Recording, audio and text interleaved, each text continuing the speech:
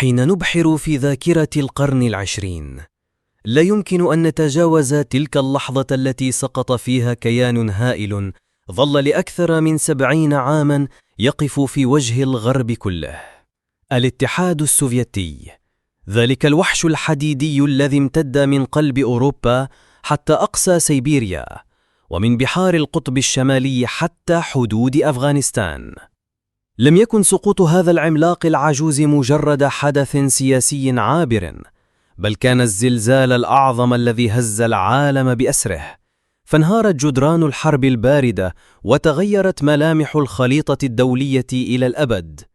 لقد شهد العالم في شتاء عام 1991 النهاية الرسمية لأحد أعظم التجارب الأيديولوجية في تاريخ البشرية، حين أعلن ميخائيل غورباتشوف تفكك الاتحاد السوفيتي وانفضاض عقد الجمهوريات التي طالما جمعتها اليد الحديدية السوفيتية.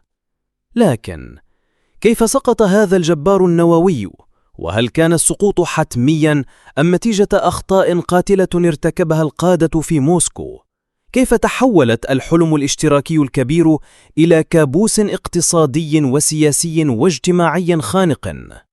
في هذا الفيلم الوثائقي سنغوص عميقاً في تفاصيل هذا السقوط العظيم منذ لحظة التأسيس الدامي بعد الحرب العظمى، مروراً بعقود الطغيان الستاليني ثم عصر الجمود البريجنيفي، وصولاً إلى زمن الإصلاحات المتعثرة على يد غورباتشوف، وانتهاءً بتلك الليلة الباردة في كانون الأول من عام 1991 حين طويت صفحة الاتحاد السوفيتي إلى الأبد. هذه ليست قصة سقوط دولة فقط، بل قصة تغير وجه العالم بأسره.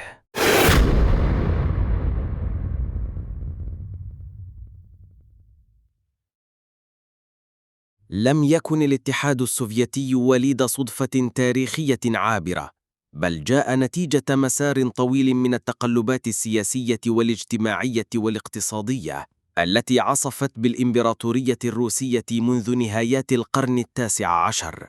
ففي عام 1817 حين اندلعت الثورة البولشوفية بقيادة فلاديمير لينين، انقلب مصير الإمبراطورية رأساً على عقب، ودخلت البلاد عهداً جديداً من الحكم الشيوعي الصارم القائم على الأيديولوجية الماركسية. منذ تلك اللحظة بدأت التجربة السوفيتية في رسم مسار مختلف عن باقي دول العالم، محاولة بناء مجتمع لا طبقي خال من الاستغلال الرأسمالي، يدار كل شيء فيه باسم الطبقة العاملة ولأجلها. إلا أن هذا الحلم لم يخل من تناقضات بنيوية خطيرة، فقد كان يفتقر إلى أسس الاقتصاد الإنتاجي الحقيقي، بينما اعتمد على التصنيع الثقيل والتسليح العسكري أكثر مما اعتمد على تحسين معيشة الأفراد وحرياتهم. في ثلاثينيات القرن العشرين وتحت زعامة جوزيف ستالين، شهد الاتحاد السوفيتي حملة تصفية سياسية واقتصادية واجتماعية غير مسبوقة، عرفت باسم التطهير العظيم.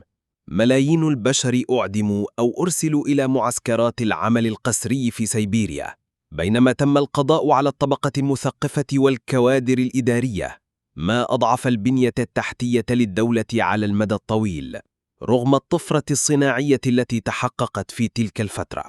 ومع نهاية الحرب العالمية الثانية التي وضعت السوفييت في قلب المنتصرين، برز الاتحاد السوفيتي كقوة عظمى ثانية على جانب الولايات المتحدة الأمريكية، غير أن هذا الانتصار حمل في طياته بذور أزمة عميقة، فقد خرجت البلاد من الحرب مدمرة، بمدن مهدمة وبنية تحتية منهكة واقتصاد شبه منهار. احتاج السوفيت إلى سنوات طويلة من إعادة الإعمار، وهذا كلفهم مزيداً من القمع والتقنين والتضييق على الحريات. ثم جاءت فترة خمسينيات وستينيات القرن العشرين لتظهر هشاشة هذا النموذج المركزي الصارم. على الرغم من الإنجازات العظيمة في سباق الفضاء، مثل إطلاق أول قمر صناعي سبوتنيك في عام 1957، فإن الاقتصاد المدني ظل ضعيفاً، يعاني من النقص في المواد الغذائية والسلع الاستهلاكية والخدمات الأساسية للمواطنين. في هذه الفترة أيضاً ازدادت التكاليف العسكرية بصورة مهولة، فقد دخل الاتحاد السوفيتي في سباق تسلح مرير مع الولايات المتحدة، ما استنزف الموارد المالية والطاقات البشرية الهائلة. كما بدأت الجمهوريات الأطراف خصوصاً في آسيا الوسطى ودول البلطيق تشعر بالتهميش والتمييز العرقي، ما زرع بذور التمرد والانفصال في قلب الاتحاد. ومع بداية السبعينيات في عهد ليونيد بريجنيف دخل الاتحاد السوفيتي ما يسمى بعصر الجمود، حين توقفت الإصلاحات وتجذرت البيروقراطية وسيطر كبار السن من أعضاء الحزب الشيوعي على مفاصل الدولة دون رغبة في التغيير أو الجرأة على الإصلاح الحقيقي. هذه العقود من القمع والفساد والهدر الاقتصادي والإنفاق العسكري المفرط صنعت أزمة خطيرة في قلب الاتحاد السوفيتي، أزمة لم تظهر للعلن دفعة واحدة، بل راحت تنضج ببطء تحت السطح بانتظار اللحظة التي ستنفجر فيها بكل عنف وتطيح بالإمبراطورية العظمى التي حكمت نصف الأرض تقريباً. إن جذور السقوط لم تكن حديثة العهد، بل تعود إلى البنية الأساسية نفسها، دولة تتحكم في كل شيء دون فسحة للإبداع الفردي أو للمبادرة الخاصة، ونظام يفضل القمع على الإصلاح والتوسع العسكري على رفاهية الشعب. لقد كان الاتحاد السوفيتي عملاقاً يقف على أقدم من طين. وهكذا حين جاءت الثمانينيات لم يكن غريباً أن تبدأ جدران هذا البناء الضخم بالتصدع والانهيار تحت وطأة التكاليف المتراكمة والتذمر الشعبي والانفصال القومي وسوء الإدارة المركزية في موسكو. حين انتقل الاتحاد السوفيتي إلى عقد السبعينيات دخلت البلاد واحدة من أكثر الفترات غموضاً وكآبة في تاريخها الحديث، فترة أسماها المؤرخون لاحقاً بعصر الركود، وهو وصف لم يأتي من فراغ، بل نتيجة مزيج خانق من الجمود السياسي والتراجع الاقتصادي والانحدار الاجتماعي الذي طال كل مفاصل الدولة السوفيتية العظمى. في ظل قيادة ليونيد بريجنيف الذي تولى السلطة في عام 1964 ترسخت هيمنة الحزب الشيوعي على الدولة والمجتمع بصورة كاملة، ولكن بثمن باهظ: توقف كل مبادرة إصلاحية حقيقية، وسيطرة البيروقراطية العتيقة، وتضخم أجهزة الأمن والمخابرات، حتى غدت البلاد في حالة شلل مزمن لا يكاد يحرك فيها شيء دون موافقة لجان الحزب العليا. في ذلك الزمن كان النظام السوفيتي يعاني من مشكلة اقتصادية عميقة لم تعد قابلة للإخفاء أو التسويف، فبعد سنوات من الإنفاق الهائل على سباق التسلح ضد الولايات المتحدة، وجدت موسكو نفسها عاجزة عن تمويل القطاعات المدنية الأساسية. الغذاء شحيح، السلع الاستهلاكية نادرة، الطوابير أمام المخابز والمتاجر صارت مشهدا يوميا في مدن الاتحاد الكبرى. كانت الخطط الخمسية التي وضعها الحزب منذ زمن ستالين قد فقدت فعاليتها تماما، إذ لم تعد قادرة على مواكبة تعقيدات الاقتصاد الحديث. وبما أن السوق السوفيتية كانت مغلقة ومعزولة عن بقية العالم، فإن التحديث الصناعي كان بطيئا ومتخلفا، والآلات في المصانع صدأت، والخدمات التكنولوجية أصبحت قديمة مقارنة بما وصلت إليه الدول الغربية. بل إن القطاع الزراعي الذي كان يفترض أن يطعم ما يزيد على 200 مليون نسمة عجز حتى عن تحقيق الاكتفاء الذاتي، واضطرت الحكومة السوفيتية إلى استيراد الحبوب من الولايات المتحدة وكندا، في تناقض مرير مع الأيديولوجيا الاشتراكية التي افتخرت دائما بالاكتفاء والإنتاج الداخلي. وعلى المستوى الاجتماعي كانت الحالة أكثر قتامة، فقد فقدت الطبقة العاملة التي طالما تغنى بها الحزب ثقتها في القيادة، وتحول شعار دولة العمال والفلاحين إلى مجرد لافتة باهتة لا صدى لها في الشارع. البطالة المقنعة تفشت في المصانع والإدارات، والمبادرة الفردية أصبحت جريمة يعاقب عليها القانون، والخوف من جهاز المخابرات شل أي صوت معارض أو حتى مجرد تفكير في التغيير. في الخارج بدا الاتحاد السوفيتي كعملاق عسكري لا يقهر، خصوصا بعد تدخله في أفغانستان في عام 1979، ولكن هذا التدخل الذي كان يفترض أن يكون استعراضا للقوة تحول إلى مستنقع دموي استنزف الأموال والأرواح لسنوات طويلة دون أي فائدة سياسية تذكر، بل زاد من عزلة موسكو في الساحة الدولية وأثار السخط الداخلي السوفيتي المكتوم. ولم يكن الوضع السياسي أحسن حالا من الاقتصاد أو المجتمع، فقد أصبحت القيادة العليا للحزب الشيوعي ناديا مغلقا من العجائز تجاوز معظمهم 70 عاما، بلا حيوية، بلا خيال، بلا رؤية للمستقبل. كانت القرارات تصدر ببطء مميت، وأي محاولة لإصلاح النظام كانت تجهض فور ولادتها من قبل هؤلاء الذين خشيوا أن يطيح بهم التغيير. ورغم أن أجهزة الإعلام السوفيتية ظلت تردد شعارات النصر والتقدم، فإن الواقع كان ينذر بانفجار قادم لا محالة. فقد بدأ الناس يدركون ولو همسا أن النظام الذي يدعي تمثيلهم أصبح عائقا عن أحلامهم وطموحاتهم، وأن الوقت قد هان لكي تتغير القواعد القديمة التي خنقت حياتهم لعقود طويلة. الأسوأ من ذلك كله أن هذا الجمود لم يقتصر على الداخل فقط، بل انسحب أيضا على علاقة موسكو بحلفائها في الكتلة الشرقية، فقد أصبحت بولندا وتشيكوسلوفاكيا والمجر وحتى ألمانيا الشرقية تغلي تحت سطح من الغضب والرفض للهيمنة السوفيتية. وكل ذلك كان يحدث في ظل قيادة هارمة لا تحسن الاستماع ولا الفهم، ولا تملك إلا أن تواصل الطريق المتهالك ذاته. في هذه الظروف المتآكلة ومع مطلع الثمانينيات، صار واضحا للعيان أن الاتحاد السوفيتي يتجه إلى مصير قاتم، وأن السؤال لم يعد هل سيسقط، بل متى وكيف سيكون هذا السقوط. حين لفظت القيادة السوفيتية العجوز أنفاسها الأخيرة في أوائل الثمانينيات، بدا كأن موسكو في حاجة إلى دم جديد يبعث الحياة في جسد النظام المترهل. فجاء ميخائيل غورباتشوف، أصغر زعيم سوفيتي منذ عهد ستالين، ليملأ هذا الفراغ القاتل ويحمل على عاتقه مهمة إنقاذ الاتحاد السوفيتي من الانهيار المحتوم.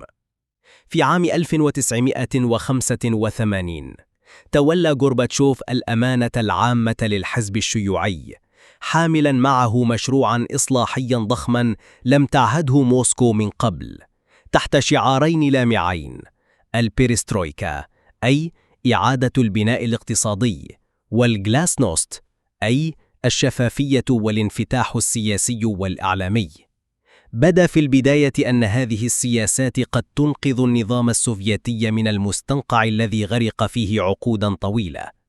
فقد أعلن غورباتشوف نهاية الرقابة المطلقة على وسائل الإعلام، وسمح بنشر الكتب المحظورة، وكشف الجرائم التي ارتكبت في زمن ستالين، وفتح المجال أمام النقاش العام في القضايا السياسية والاجتماعية. لقد كانت صدمة هائلة لشعب تعود الكتمان والخوف لعشرات السنين. في المجال الاقتصادي، طرح غورباتشوف خطة طموحة لتحديث الصناعة وتحرير جزء من السوق والسماح للمشروعات الصغيرة بالظهور، بل وتجرأ على منح بعض الحريات للمزارعين والمنتجين المحليين في محاولة لتحريك العجلة الإنتاجية الراكدة. لكن هذه الخطوات، بدلاً من أن تعيد الحياة إلى جسد الدولة السوفيتية، كشفت عمق العطب الذي أصاب البنية الاقتصادية والسياسية والاجتماعية، ودفعت بالأزمة إلى سطح الأحداث بقوة لم يكن يتوقعها أحد. فقد أدى الانفتاح الإعلامي إلى انفجار كم هائل من الغضب والمرارة المكبوتة، وظهرت إلى العلن أصوات القوميات في جمهوريات البلطيق وأوكرانيا وجورجيا وأرمينيا مطالبة بالاستقلال والتحرر من قبضة موسكو. كما بدأ المواطنون يشكون صراحة في جدوى النظام الشيوعي نفسه بعدما تكشفت أمامهم فضائح الفساد والفشل والتضليل الطويل. أما الاقتصاد فقد دخل في فوضى عارمة، فالإصلاحات لم تكتمل، والسوق ظلت مقيدة، والبنى الصناعية القديمة لم تتكيف مع التحرر الجزئي، والبيروقراطية قاومت كل تغيير، وظهرت في السوق السوداء مافيات جديدة استغلت الفوضى، ما أدى إلى نقص حاد في المواد الغذائية وتفشي الفساد بصورة أعنف من قبل. أسوأ ما في الأمر أن غورباتشوف فقد السيطرة على زمام المبادرة، فلا هو استطاع فرض إصلاحاته بالقوة الكافية، ولا ترك النظام يواصل طريقته التقليدية في القمع والسيطرة. لقد علق البلاد بين السماء والأرض، لا هي اشتراكية كاملة، ولا هي سوق حر، لا هي مغلقة، ولا هي منفتحة. فدخل الاقتصاد في أزمة نقص خطيرة، وانهارت ثقة الناس في السلطة إلى الحضيض. في جمهوريات البلطيق، ليتوانيا، لاتفيا، إستونيا، ارتفعت رايات الاستقلال، وسرعان ما تبعهم الجورجيون والأرمين والأوكرانيون يطالبون بالخلاص من سلطة موسكو، فيما عجز غورباتشوف عن التعامل مع هذه الحركات إلا بالوعود والتنازلات التي زادت الوضع هشاشة. حتى داخل الحزب الشيوعي نفسه تصاعدت المعارضة ضد غورباتشوف، فالمحافظون رأوه خطرا يهدد النظام القديم، والإصلاحيون اعتبروه بطيئا مترددا لا يمتلك الجرأة الكافية لكسر جمود الدولة المركزية. وبات الرجل معزولا بين جبهتين، لا هو قادر على التقدم ولا هو راغب في التراجع. أما التدخل الكارثي في أفغانستان الذي ورثه غورباتشوف عن سابقيه، فقد استمر في استنزاف القوات السوفيتية إلى أن اضطر أخيرا إلى إصدار قرار الانسحاب في عام 1989، وهي هزيمة عسكرية وسياسية كبرى قضمت كثيرا من هيبة الاتحاد في الداخل والخارج. لقد تداخلت كل هذه العوامل فجعلت من تجربة غورباتشوف التي بدأت كأمل عظيم كارثة سياسية واقتصادية واجتماعية بكل المقاييس. فقد انفرط العقد السوفيتي بسرعة لم يكن أشد المتشائمين يتوقعها، وصار سقوط الاتحاد مسألة وقت لا أكثر. وهكذا انطلقت الشرارة التي ستؤدي إلى محاولة انقلاب آب من عام 1991، الانفجار الذي عجل بنهاية الإمبراطورية الحمراء إلى الأبد. حين فتح ميخائيل غورباتشوف باب الغلاسنوست، لم يدرك أنه أطلق العنان لتيارات قومية نائمة منذ عقود تنتظر الفرصة المناسبة لتفجر صراع الهويات داخل جسد الاتحاد السوفيتي المترنح. لم يكن الشعب الروسي وحده الذي يعاني من الفقر والقمع والجمود، بل كانت الجمهوريات الأخرى البعيدة عن موسكو تختنق تحت وطأة التهميش والإهمال الاقتصادي ومحاولات الصهر القومي الذي مارسته السلطة المركزية منذ زمن ستالين. في جمهوريات البلطيق، ليتوانيا، لاتفيا، إستونيا، التي أجبرت على الانضمام إلى الاتحاد السوفيتي إبان الحرب العالمية الثانية، لم تغفر لموسكو أبداً، وظلت هذه الشعوب تنظر إلى موسكو كقوة احتلال لا تختلف عن النازيين الذين طردوا قبل 4 عقود. ومع أول نسمة حرية حملتها رياح الغلاسنوست، خرجت الحشود في العواصم الثلاث رافعة أعلامها الوطنية المحظورة ومطالبة بالاستقلال الكامل غير القابل للنقاش. في ربيع عام 1989 شهدت مدينة فيلنيوس في ليتوانيا واحدة من أضخم المظاهرات في تاريخ الاتحاد السوفيتي، حين خرج نحو 1,000,000 شخص إلى الشوارع هاتفين بسقوط السلطة السوفيتية ورافعين شعارات الاستقلال الوطني. وفي خريف العام ذاته امتدت الاحتجاجات إلى ريغا وتالين، لتعلن الجمهوريات البلطيق الثلاث بداية مسار الانفصال الذي لا رجعة فيه. لكن البلطيق لم يكن وحده في هذا الطريق، ففي القوقاز اشتعلت جورجيا بأكملها بالمظاهرات الصاخبة، حيث خرج عشرات الآلاف في تبليسي مطالبين بالحكم الذاتي، ما أدى إلى صدامات دامية مع القوات السوفيتية أسفرت عن قتلى وجرحى، وزادت الكراهية تجاه موسكو اشتعالاً. أما أرمينيا فقد دخلت في نزاع مفتوح مع أذربيجان حول إقليم ناغورني قرباغ النزاع الذي تحول إلى حرب عرقية دامية بين الجمهوريتين عجزت موسكو عن احتوائه، ليكشف هذا الصراع عمق الفوضى التي تغلغلت في مفاصل الاتحاد السوفيتي العجوز. في آسيا الوسطى لم يكن الوضع أكثر استقراراً، ففي كازاخستان خرجت الاحتجاجات ضد التمييز الروسي وضد الإهمال الاقتصادي، وفي أوزبكستان وتاجيكستان بدأت الحركات الإسلامية والقومية تعيد تنظيم صفوفها، مستغلة ضعف المركز السوفيتي.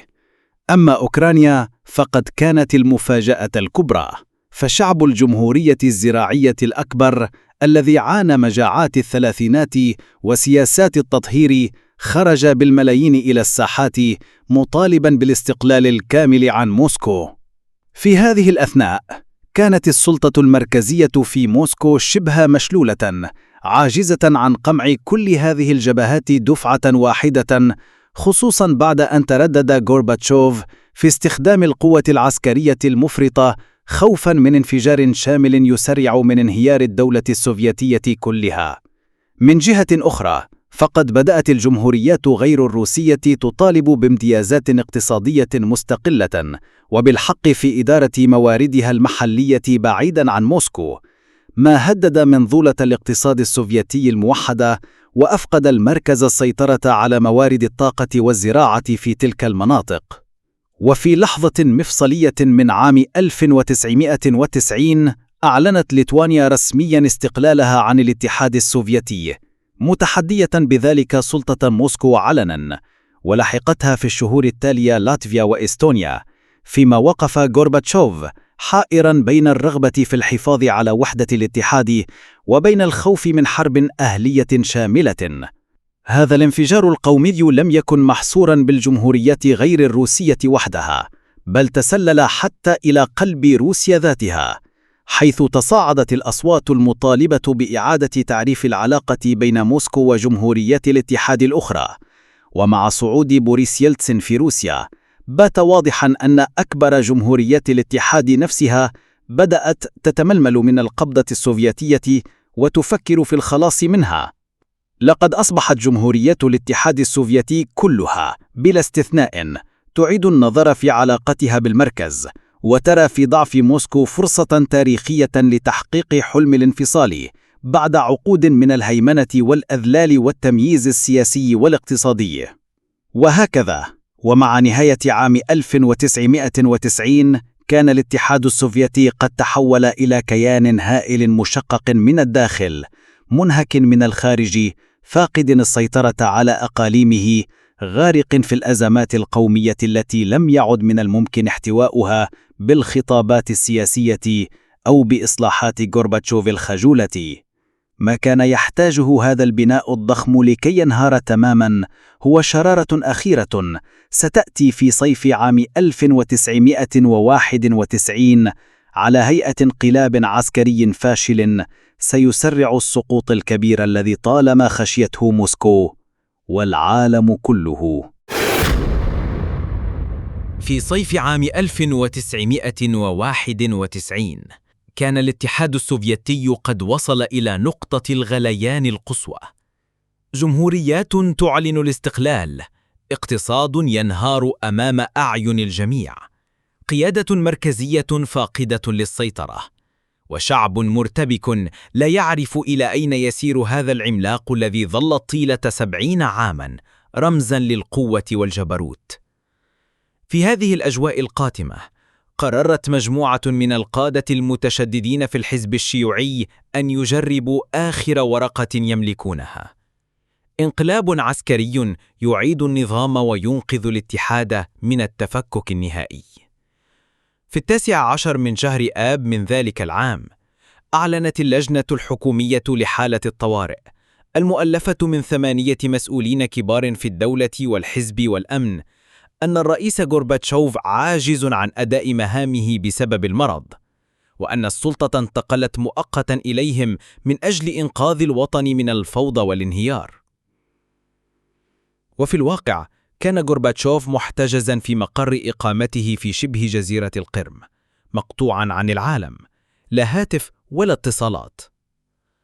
قادة الانقلاب وعلى رأسهم جينادي ياناييف نائب الرئيس السوفيتي، ظنوا أن هذا التحرك سيكون سريعاً وحاسماً، وأن الجيش والمخابرات والشرطة سيقفون معهم كما اعتادوا دائماً في أزمات الماضي.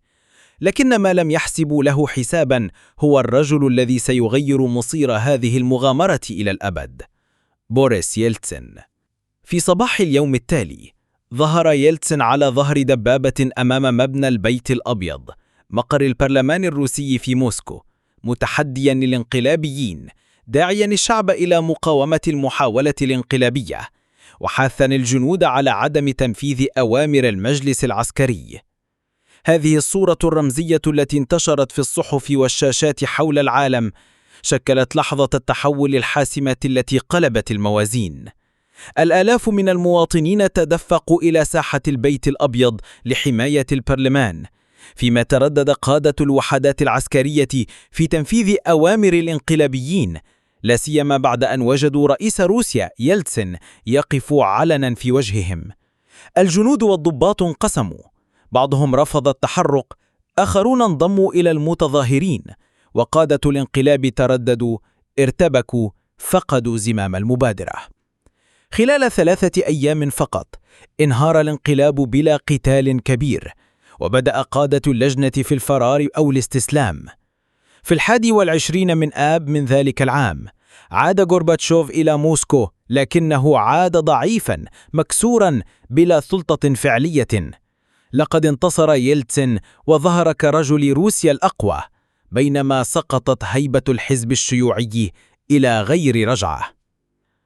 الفشل الذريع لم يكن مجرد انتكاسة لزمرة من قادة الحرس القديم، بل كانت ضربة القاضية للاتحاد السوفيتي نفسه، فقد سقطت ورقة التوت الأخيرة عن عورة النظام المركزي.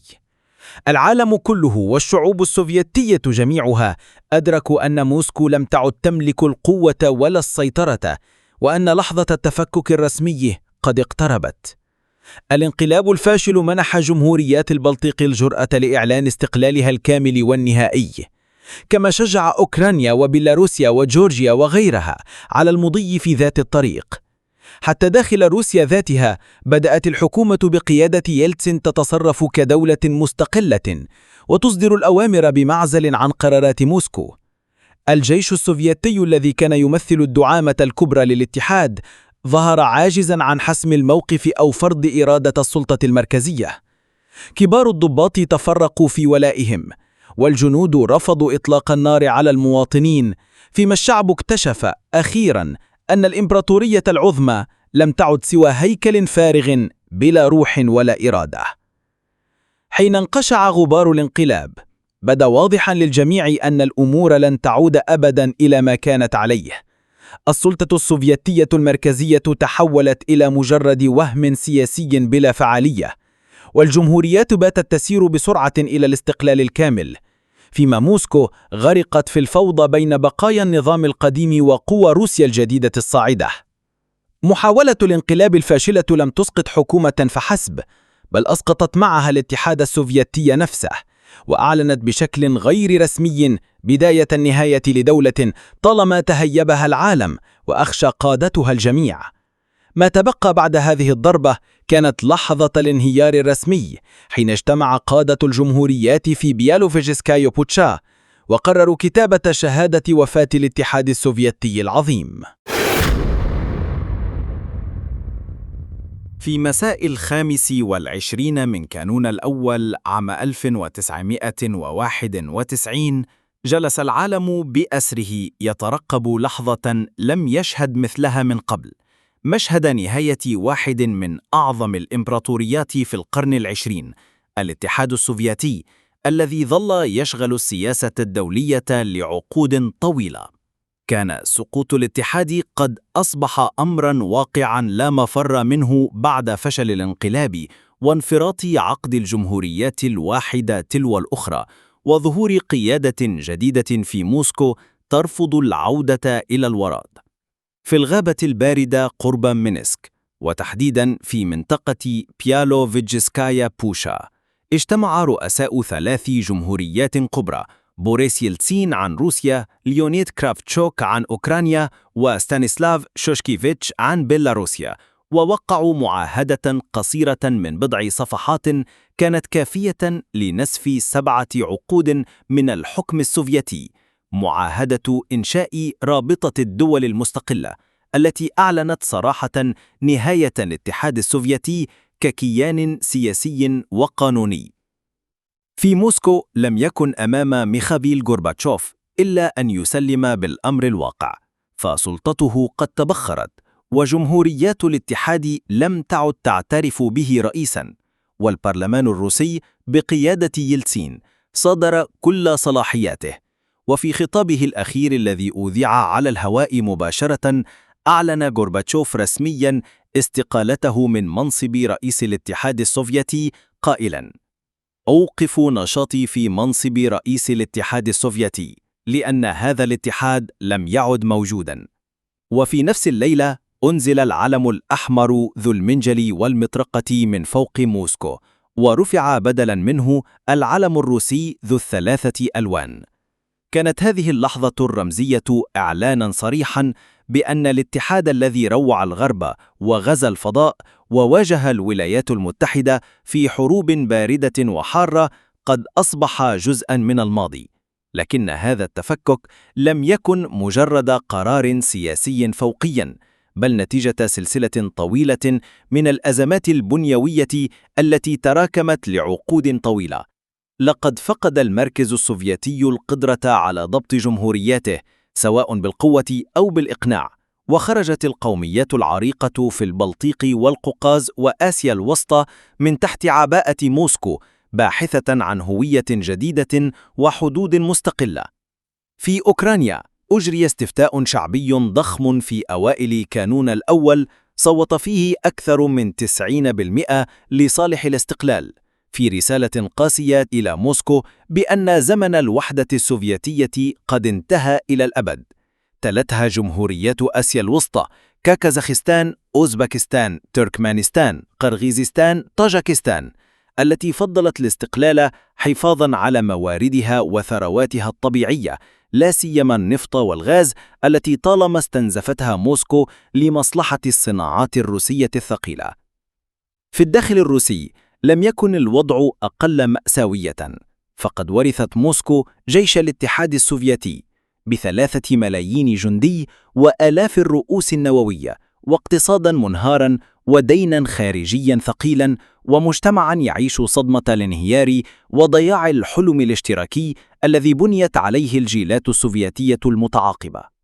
في الأوساط الشعبية اختلطت مشاعر الفرح بالخلاص من الدكتاتورية المركزية بمشاعر الخوف من المستقبل الغامض. ملايين الجنود والعاملين في مؤسسات الحزب الكوميوني جددوا أنفسهم بلا عمل، بلا هوية، بلا مستقبل. وسرعان ما ظهرت المافيات وبدأت الخصخصة الوحشية التي نهبت ثروات البلاد، فيما غرقت الدولة الجديدة في أزمات التضخم والفقر والبطالة وتفكك البنية الاجتماعية. أما العالم الخارجي فقد تابع بدهشة عميقة هذا الانهيار السلمي لإمبراطورية نووية كانت قبل سنوات قليلة فقط تهدد وجوده بالصواريخ العابرة للقارات.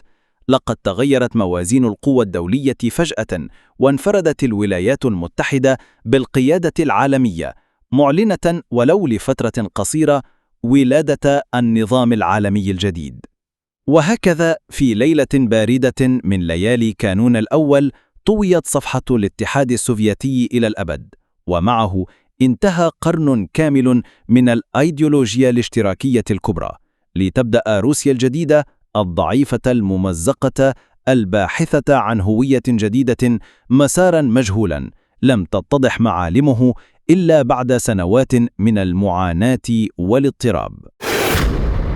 حين سقط الاتحاد السوفيتي رسمياً في كانون الأول من عام 1991، لم يكن السقوط مجرد حدث سياسي عابراً، بل زلزالاً جيوسياسياً هائلاً غير ملامح العالم وترك وراءه إرثاً ثقيلاً لا يزال يؤثر في السياسات الدولية والاقتصاد العالمي حتى يومنا هذا. أول هذه الآثار كان على صعيد موازين القوى الدولية، فمع غياب العملاق السوفيتي وجدت الولايات المتحدة نفسها فجأة القوة العظمى الوحيدة في العالم دون منافس يذكر، وهو وضع لم تعرفه البشرية منذ قرون. هذا التفوق أحادي القطب أتاح لواشنطن فرض رؤيتها على النظام الدولي، سواء في الشأن الاقتصادي عبر العولمة أو في الشأن العسكري عبر التدخلات المتكررة في الشرق الأوسط والبلقان وأفغانستان. لكن هذا الانفراد لم يدم طويلا، فقد بدأت روسيا الوريث الشرعي للاتحاد السوفيتي في استعادة جزء من نفوذها تدريجيا، خاصة مع صعود فلاديمير بوتين إلى السلطة في عام 2000 الذي أعاد لموسكو حضورها العسكري والدبلوماسي، وسعى لاستعادة الهيبة الضائعة من خلال النزاعات في جورجيا، أوكرانيا وسوريا.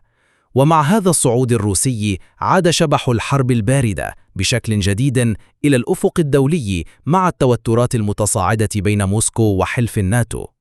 في المجال الاقتصادي ورثت الجمهوريات السوفيتية السابقة اقتصاداً منهاراً ونظماً صناعية متهالكة وبنى تحتية قديمة.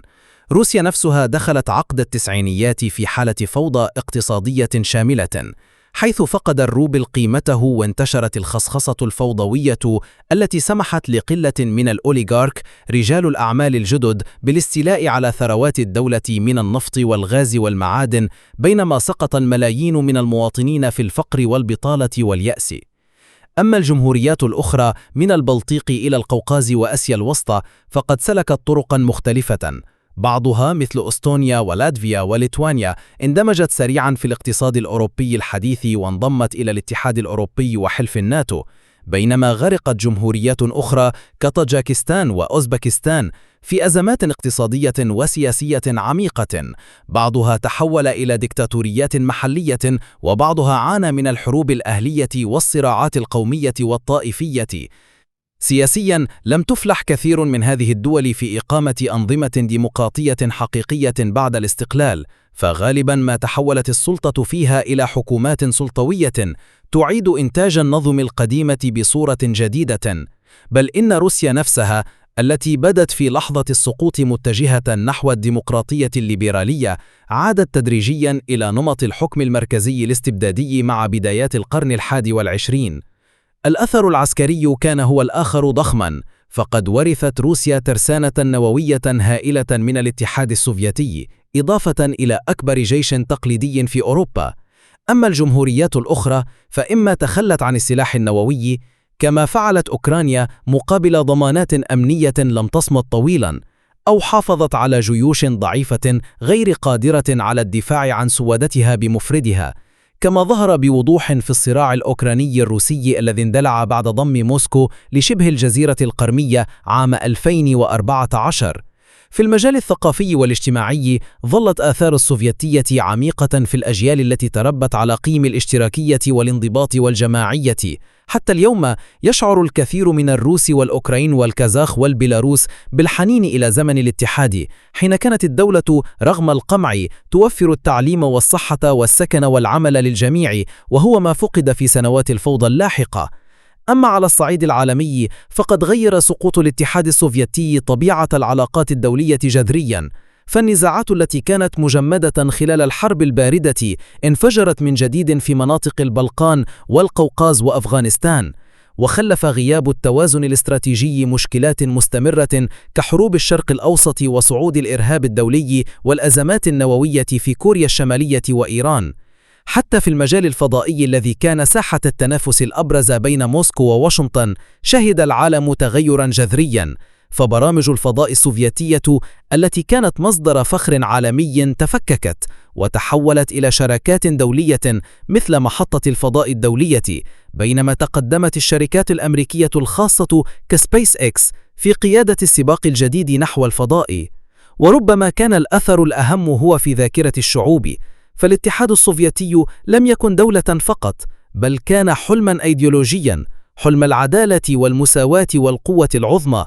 ومع سقوطه ماتت فكرة الاشتراكية العالمية التي حاولت موسكو تصديرها عقوداً طويلة، ومع ذلك ظلت بعض الأحزاب والحركات الكوميونية حول العالم تتغذى على إرث السوفيتي ولو كشعار لا أكثر.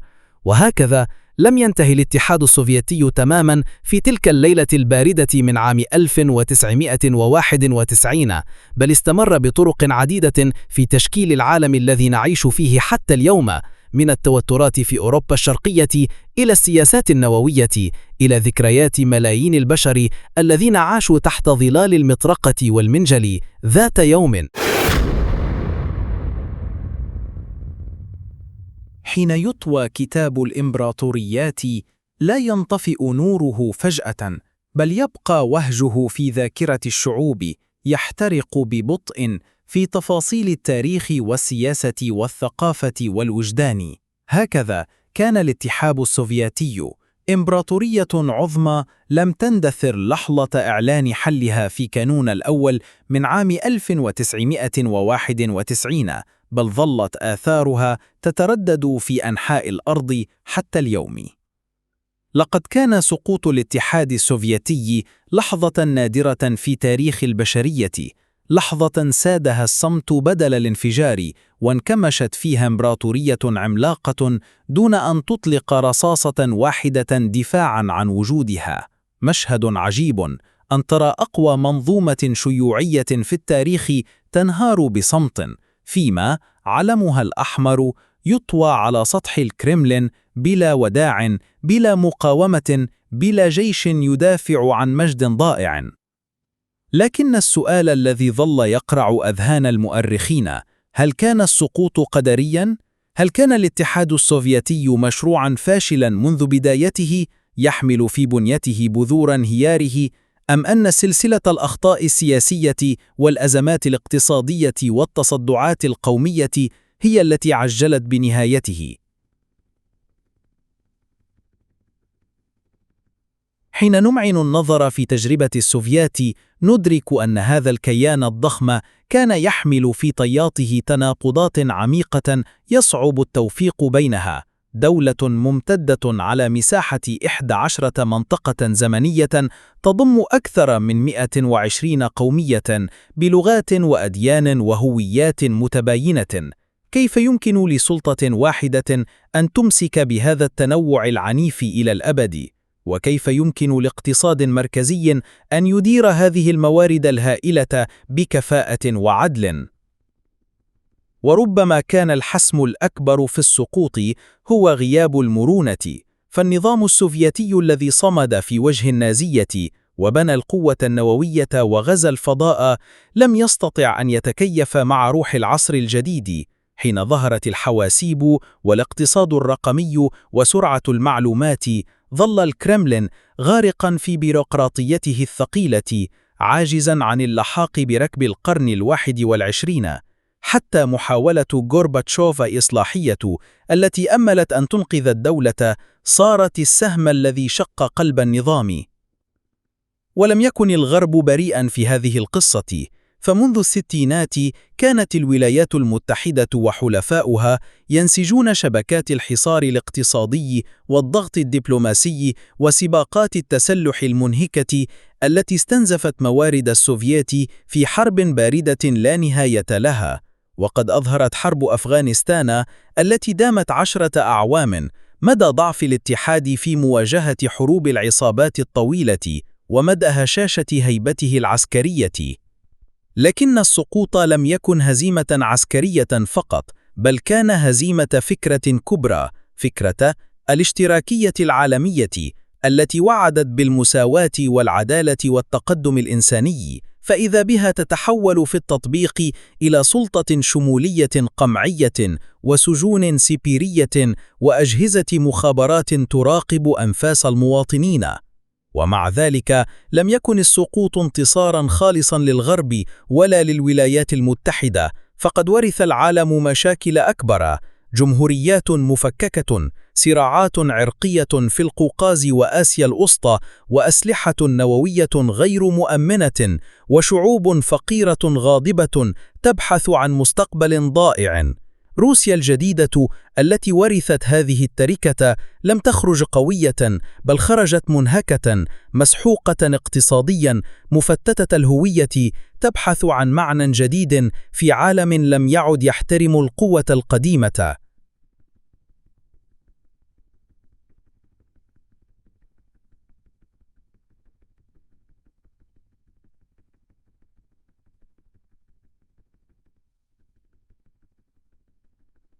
إن نظرة واحدة إلى المشهد الحالي في أوروبا الشرقية والقوقاز تكشف إلى أي مدى ما يزال هذا الإرث حياً. أزمة أوكرانيا، ضم القرم، حروب جورجيا، توتر البلطيق مع موسكو، وحتى نزاعات في سوريا وليبيا، كلها امتدادات غير مباشرة لانهيار التوازن الذي صنعه الاتحاد السوفيتي لعقود طويلة.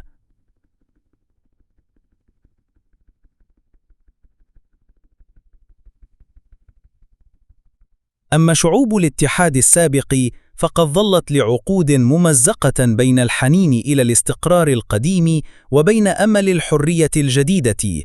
كثيرون في روسيا وبيلاروسيا وأرمينيا وأوزبكستان يرون في زمن السوفيات عصر الكرامة والقوة رغم القمع والفقر، لأن ما جاء بعده لم يجلب سوى الفوضى والظلم والفساد.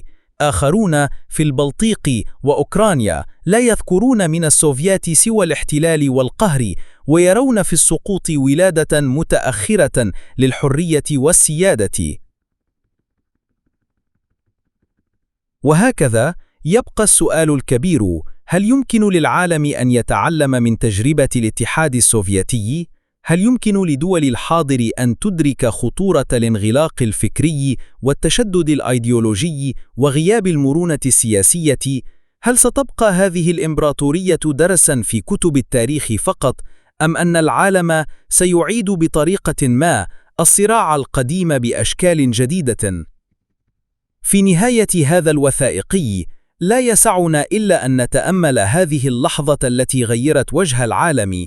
سقوط الاتحاد السوفيتي لم ينهي نظاماً فقط، بل أنهى عصراً كاملاً، وفتح باباً على مرحلة عالمية لا تزال تتشكل حتى اليوم. لقد علمنا هذا السقوط أن القوة العسكرية وحدها لا تصنع الدول، ولا الاقتصاد وحده يضمن الاستقرار، ولا الأيديولوجيا تكفي لبناء مجتمع حي نابض بالحياة. ولعل في هذا الدرس ما يفيد القادمين من قادة العالم، من صانعي القرار، من الشعوب التي تسعى لبناء مستقبلها بعيداً عن أوهام العظمة الفارغة، لأن التاريخ كما علمنا السوفيات لا يرحم المغرورين ولا يسامح من يتجاهل حقائق الواقع. وهكذا حين نطفئ آخر صفحة في كتاب الاتحاد السوفيتي لا نودع دولة فقط، بل نودع فكرة عظيمة سقطت تحت وطأة تناقضاتها، ومعها تغير وجه العالم إلى الأبد.